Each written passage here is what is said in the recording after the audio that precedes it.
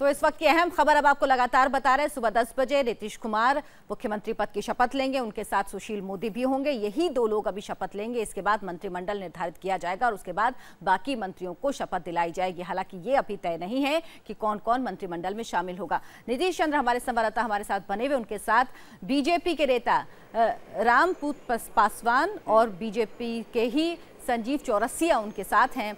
Nitish, BJP के इन विधायकों का क्या कहना है? क्या ये इस अलायंस को बहुत ही सहज देख रहे हैं और इनको पहले से पता था कि ऐसा कुछ होने वाला है, क्योंकि घटनाक्रम कल का ऐसा ही कुछ कहता है? हाँ बिल्कुल, सीधे ये सवाल उनसे ही पूछ लेते हैं। संजीव जी बताइए कि क्या आपको लगता है कि अब नीतीश कुमार के साथ आप ज़्यादा सहज होंगे और नीतीश कुमार भी शायद आरजेडी के मुकाबले आप लोगों के साथ ज़्यादा सहज महसूस करेंगे? सहजता का तो विषय है, साथ ही साथ बिहार का विकास का विषय है। जो बिहार का विकास कुल मिला के ठप पड़ा हुआ था और इतने महीने तक माननीय नीतीश कुमार जी ले गए थे बिहार की ओर, तो आज बिहार का विकास की प्रायोरिटी है। तो नीतीश कुमार को आप लोग कोस रहे थे ना, अब अचानक इतने अच्छे अच्छे शब्द निकल रहे हैं, इतनी जल्दी कैसे प्रैक्टिस हो गई?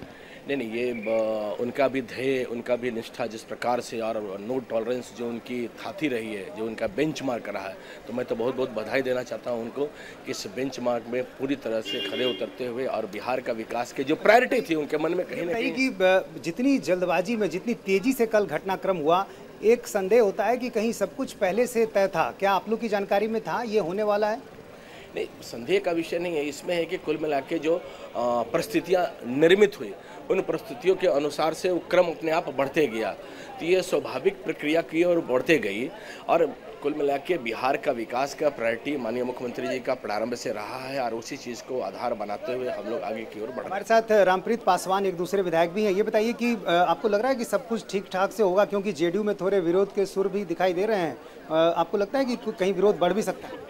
नहीं, कोई विरोध नहीं होगा। हम लोग पहले भी माननीय मुख्यमंत्री जी के साथ रहे हैं और कुछ लोग हैं, एक आध राजनीति है तो एक आध लोग अपना विरोध करते हैं जिनको माननीय मुख्यमंत्री जी से कुछ अच्छा संबंध नहीं है। आपको लगता है कि जितनी जल्दबाजी की गई उसकी जरूरत थी? क्या मन में कोई डर था, शंका थी?